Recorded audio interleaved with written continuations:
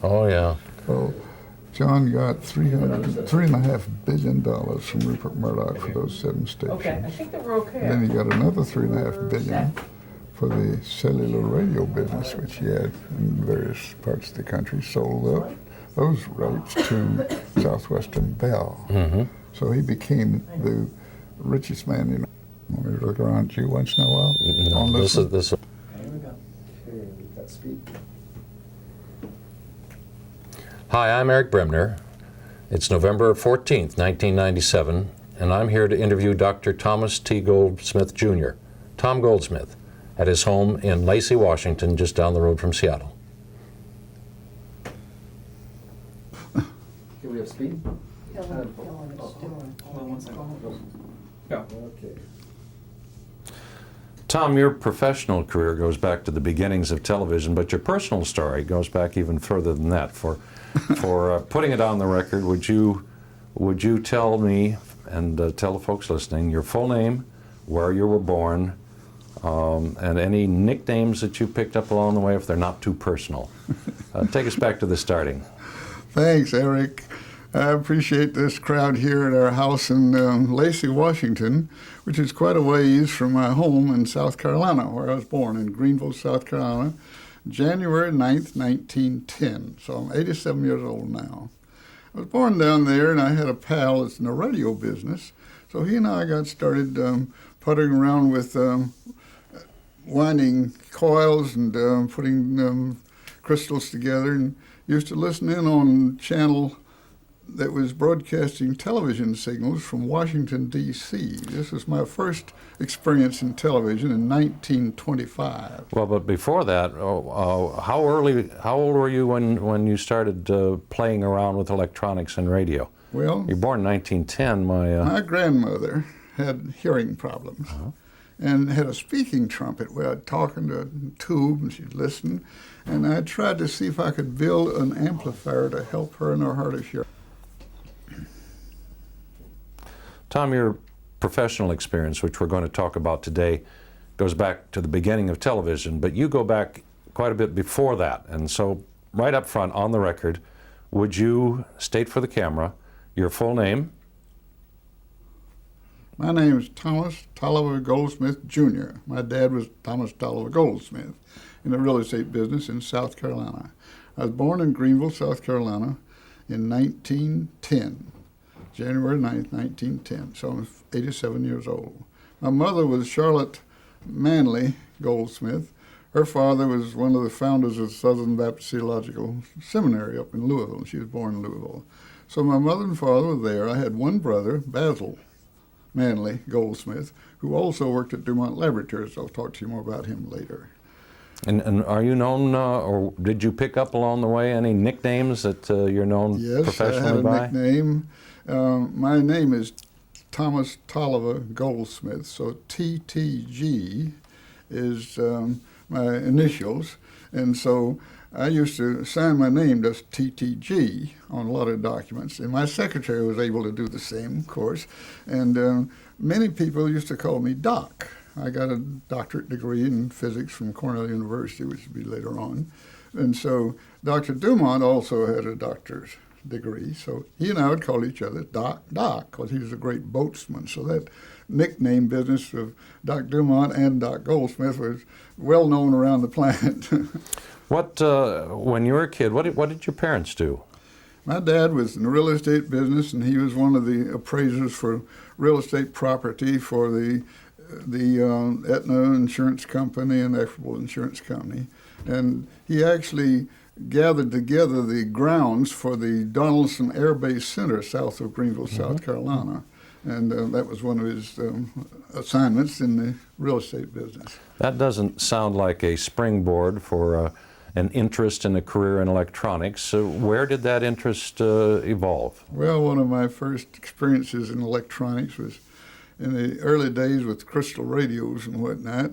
But in trying to build an amplifier for my grandmother, who was hard of hearing, and she lived with us until she died at 96 years old, and she had a speaking trumpet And I said, I ought to be able to build an amplifier system of some sort to help her out on that. So the first electronics experience, with the help of my cousin who had graduated ahead of me at Furman University, I built a little amplifier and tried to help her with her hearing. And how old were you then? I was about 10 years old. About 10 years old. And how did then your interest expand from there? Were you successful in helping her hearing problem? Well, her hearing was pretty bad, and so she stuck with the speaking trumpet for the rest of her life.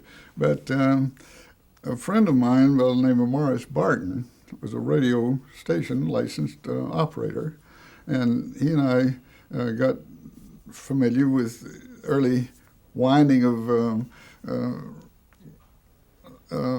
coils and putting crystal For radios receivers. together. Mm-hmm. And so in 1925, I believe it was, he and I began to hear some funny buzzing sounds on the set above the AM broadcast band, just above 1,600 kilocycles.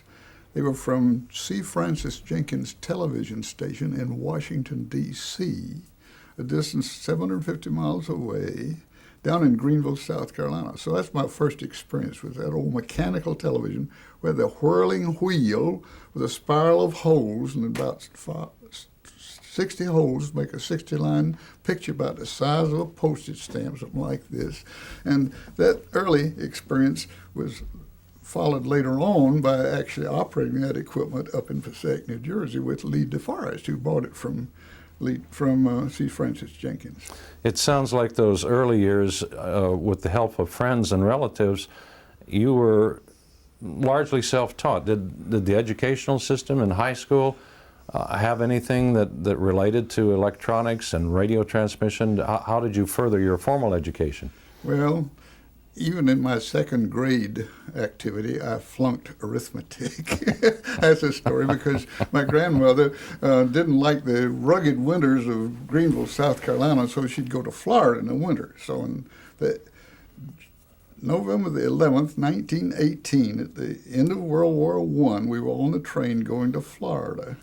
And I was taught in the second grade in Florida, came back to Greenville in April of next year to the class in arithmetic, and the teacher said, we're having our final test in arithmetic today.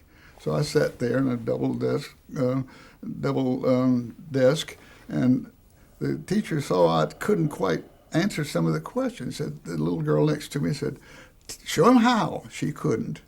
I had never heard of long multiplication and long division. We hadn't had it in Florida, but had it in South Carolina. Well, I soon learned that business later on because my brother was a little older than I. I had a brother, Basil Manley Goldsmith, who later worked at Dumont with me. But he taught me a little arithmetic, and I passed it. But in high school, I was taking the regular classical courses to become a lawyer or something like that. And in my junior year in high school, I flunked Latin. Miss Gertrude Abrams, the teacher, taught a class in Latin. And the principal of the school said, Miss Abrams, we don't think you've been hard enough on these students. We're going to have to give a final examination written by somebody else. Flunked the entire class. So I flunked Latin. The next year, I had a good Latin teacher and passed it all right. But that changed me from the classical course into science. I told the principal I wanted to change to take chemistry next year. You can't do that. Why not? Well, they won't give you a proper diploma to go to college. You want to go to college, don't you? I said, oh, sure I do. Well, that classical diploma would allow you to go to college, but the mixture diploma is only for people who are terminating after high school. I said, well, how about Furman University? Oh, they'll accept any kind of a diploma. Well, that Furman University was the school that my family had a lot to do with. So I changed to chemistry. In high school? When I went to Furman, I switched over into physics and electronics and so forth, and went on to graduate school. Where, in high school, or was it at Furman that you started to put some definition and focus on what you thought you might like to do in the future? That's right. Actually, in high school, I wrote a paper in chemistry and won a prize. And as a prize was 2 volumes of the life of Thomas Alva Edison. I said, I like this guy. I think I'll start working for him. He up and died on me before I finished graduate school. But I know Thomas Edison's family, and I've been in the laboratories there in New Jersey many times in the Edison Company. Was graduate school part of your contemplation while you were at Furman? When did you decide to keep going to school? Well, Furman University is a liberal arts college, but it had an excellent science department, and the people teaching in the science division, one of it was Professor Cox in physics, had gone to Cornell University. So he inspired me to aspire to go to graduate school. So knowing about Cornell, I graduated from Furman in 1931. If you remember, that was the heart of the Depression. I had saved up $250 as newspaper boy carrier. And so $250 and me went to Cornell for 5 years, and I worked up there, of course, and got my degree in physics and a PhD in physics at Cornell. Of course, when I got to Cornell, I found that my level of physics instruction at Furman was somewhat limited, so my whole first year at Cornell was taking undergraduate courses to catch up. But in Cornell, I had a wonderful professor by the name of Dr. Frederick Bedell in the physics department. So I was on the faculty as a student assistant at Furman in physics and in chemistry, but in Cornell University, I was also on the faculty and ran the dynamo laboratories, among which machines was the Alexanderson alternator. Dr. Alexanderson of the General Electric Company up in Schenectady developed this alternator which put out 100,000 cycles of energy from a rotating machine, and that was used for transmitters across the Atlantic Ocean in the early days, broadcasting. And incidentally, Dr. Alexanderson was a member of the NTSC, the National Television System Committee, which we may talk about later. About which we'll hear more later. Now, you say you were on the faculty? Were you teaching classes or conducting research? I was directing the laboratory, the dynamo laboratory in the physics department at Cornell. And things were happening in the evolution of electronic communications. Radio was advancing. Did you have the bug by then? Whose work were you aware of? What are some of the names that were advancing radio and coming to your attention? Well, at that time, Dr. Bedell and Dr. Reich had worked cooperatively between Cornell University and the Pasadena laboratories, Caltech, to develop and build a cathode ray oscillograph. It used a Bell Telephone Laboratories type of tube built by J.B. Johnson. I got pictures of it here later. And I got acquainted with that oscillograph there, but found it had some deficiencies at Cornell to limit it so it wouldn't go into high frequencies. So Dr. Bedell and I ordered from Alan Dumont a high vacuum cathode ray tube, and I wrote an article with Dr. Richards and published it in the IRE Proceedings in about 1934. I had never met Alan Dumont, so I'll come to how I met him a little bit later. Was radio still your orientation, or were you beginning to develop an interest and an awareness of television, which was... Well, it wasn't television so much at the start. It was electronic test equipment. A device called an oscillograph has, well, usually a 5-inch cathode ray tube about this size, and a voice microphone to pick up the signals. The pictures come up on this cathode ray tube. So electronic instrumentation, such as radar and computers and television, all use that same basic principle. That is, in the older days, it used cathode ray tubes. Now television has gone almost solid state, even to the extent of maybe abandoning the cathode ray tube. But in those days, Dr. Bedell had this oscillograph. I was using it one time with this new one I built for him to measure the ripple effect on some X-ray equipment. And the professor in charge of that had a 10,000 volt power supply, and I got nipped with 3,000 volts of that thing because the wiring was backward, nicked me back across the hall in the Cornell University. So I learned to be more cautious with wiring and so forth. But at Cornell, I worked, my PhD thesis was in microwaves. I had to build my own magnetron tubes and measure various things in physics with the microwave tubes. Were you aware of the work being done by DeForest and Armstrong at that time? I didn't know Lee DeForest at that time, nor Armstrong, because I was at Cornell University, and I used to know some of the people from the Federal Communications Commission. One of the chief engineer of the FCC came up to Cornell, and I showed him my equipment with my microwaves. I said, I'm sending voice modulation on microwaves down to the other end of the hall on 20 centimeter wavelength waves. Do you think I should have a license for this with the FCC? So C.B. Jolliffe was the chief engineer. He later worked for David Sarnoff at RCA. He said, Tom, we won't require you to have a license on that frequency yet. Did you see television at the Chicago World's Fair I in did, 1933? I didn't even know there was television.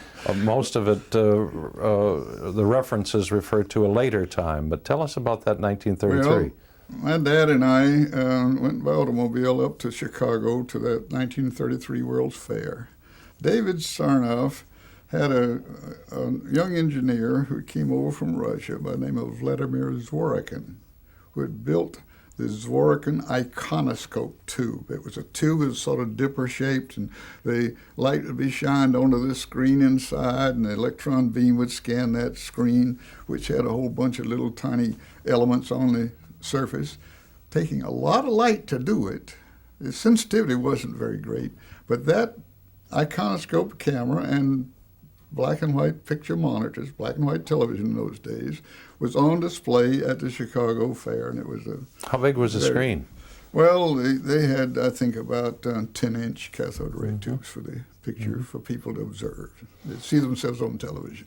And your personal reaction to that, did that project to you an idea of what your career might be and how it might interrelate with television? Yeah, I said, this is going to be very, very interesting to go ahead in this field. So I took courses in electronics and built some of the early radar height finding equipment with the professors at Cornell back as early as 31 and 32.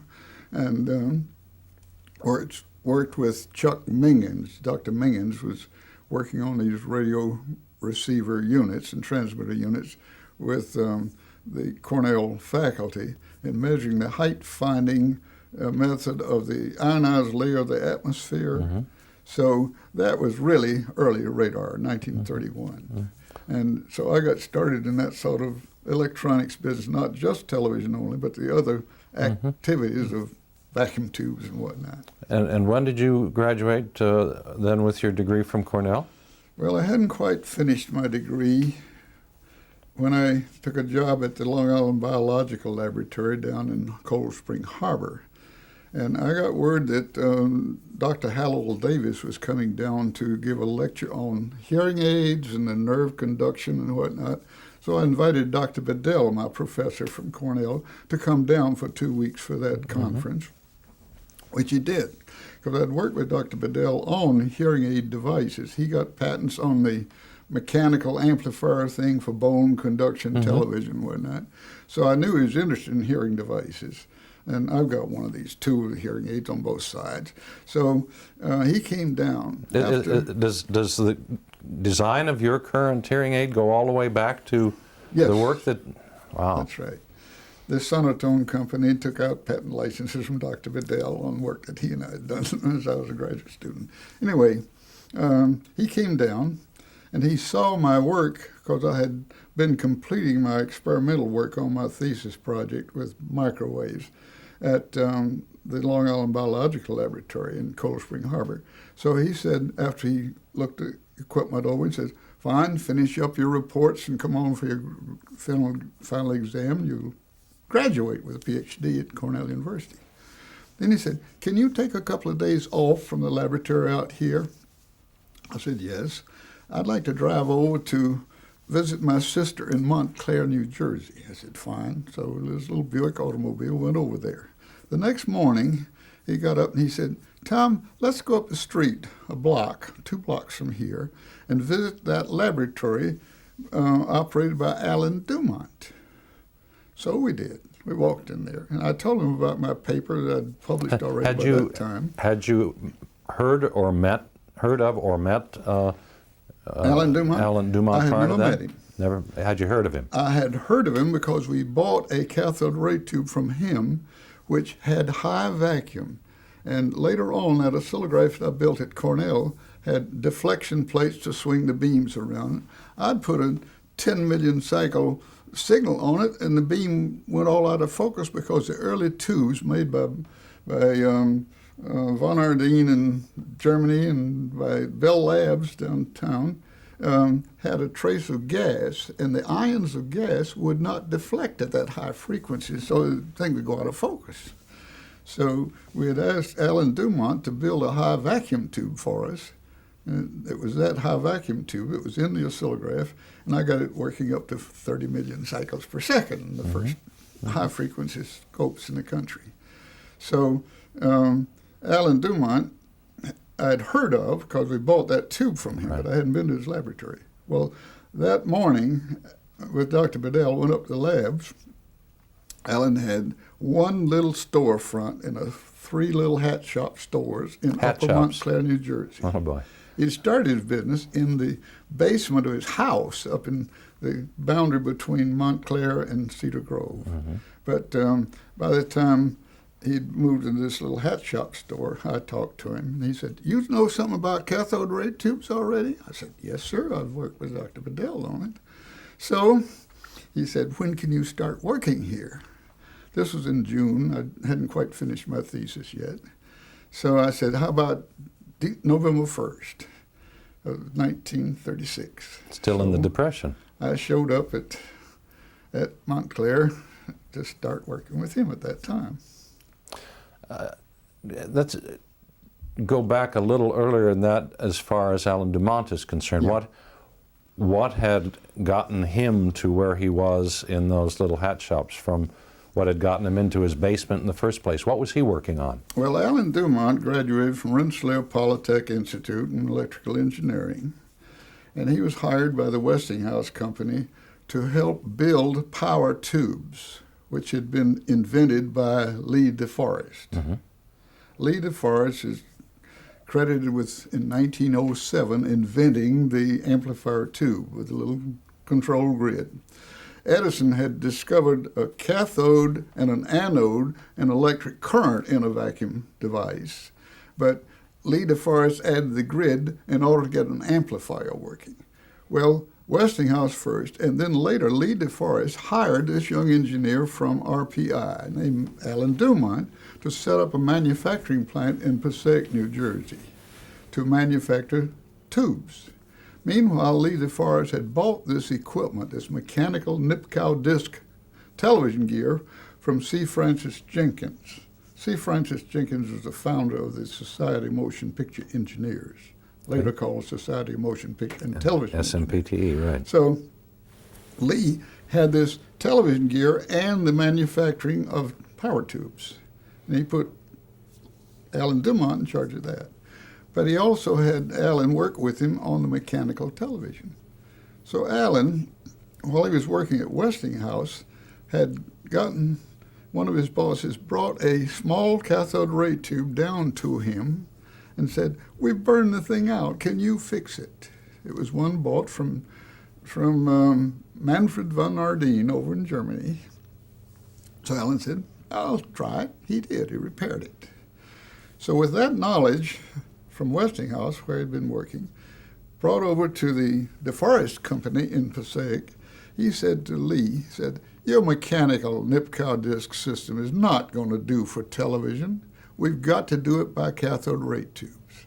Lee said, Alan, I'm making out all right with Wall Street. I'm in and out of jail, but once in a while. What did he mean by that? Well, the promoters, not Lee himself, but the promoters would do a little panicky work on stocks and so forth. So they were always on the hot seat about that. But they were putting on demonstrations and getting interest in mechanical television. So Alan said, well, I'm going to leave and start my own company. So in 1931, he founded Allen B. Dumont Laboratories Incorporated. That must have been a leap of some courage and faith on his part. It was. He had a job. It was the Depression, and what he was going into was pretty new territory. Well, you know, Allen Dumont used to be a consulting engineer on patent litigation cases with Sam Darby, Darby and Darby Company in New York. So he made some money as a consulting engineer in patent litigation studies. He's a technical expert on that. And from that money, he invested in starting his business first in his basement in Cedar Grove, New Jersey, and then later in this little hat shop when I started with it. Mm-hmm. I started in 1936 and was the 14th employee of the company. So I worked for 30 years as director of research of the Allen B. Dumont Laboratories. And we went into all kinds of electronic gear. What kind of a person was Dumont? Well, Allen had suffered polio as a youngster. He had been a good athlete before he got polio. He still could swim like a fish, but he was crippled a bit. But he was a terrific guy, and he was a radio operator at sea in shipboards, first up and down the coast, and then across transatlantic shipping. And he got very well acquainted with another shipboard operator by the name of David Sharnoff. So Allen and David were great pals, both in their experience in radio shipping operations and in the electronics business of color television, black and white television, instrumentation, all that sort of stuff for years and years. There's a story that Allen Dumont was so conservative he wore both suspenders and a belt. Well, he did, but it was partly because he was crippled and he had to hop. Had nothing there's a little extra work on his pants. Had nothing to do with being conservative. Yeah. What then was Dumont doing in his garage that led to the hat shops, and which you suddenly found yourself being the director of research for at that time? When I started with him, this second week I was working there, I didn't have a desk. We didn't have room for desks. We had one desk, Dr. Dumont's desk, and that was it. But I had a workbench. He came to my office, to my bench one day and said, "Tom, would you take care of this matter for me and put some papers on my desk?" Well, I said, "I'll look them over and talk to you about it tomorrow." So I took it home. He had asked me to be technical expert on a patent litigation matter that came up. I said, "Dr. Dumont, you are asking me to fight my own professor, Dr. Frederick Bedell, who is the owner of this patent, the developer of it, the Bedell-Reich oscillograph patent." Incidentally, that patent was kind of interesting because it had two factors in its claims. One was synchronizing an electronic beam switch. If you put a little signal in with the signal you're looking at into the sweep, it'll lock it in, make it steady. Well, that synchronizing feature in that patent would have covered every television system in the world. The other feature was electronic switching. You put two signals at once and look at it and compare the input and the output. And what did Dumont say when you pointed So, this? when I told him I had to fight my professor, he said, "Well, we'll get somebody else to handle it over at the Darby and Darby Company." I said, "No, hold off for a minute." So I called Dr. Bedell.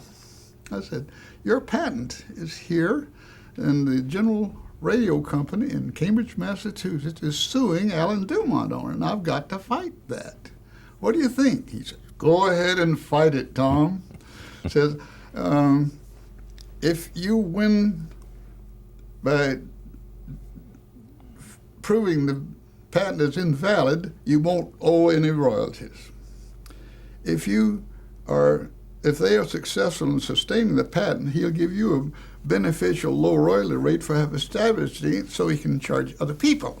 That's a General Radio Company in Cambridge. So I said to Alan, I said, I'm going to go ahead and find out what's going on this thing. I will do what you asked me, be the technical expert. So on that particular patent, I went down to the Library of Congress. I spent a month down in Washington, D.C., and searched through the literature at the Library of Congress and found 2 prior art references that made those patents invalid. Alan, we're going to take a break to change a tape here in just a minute, but we've got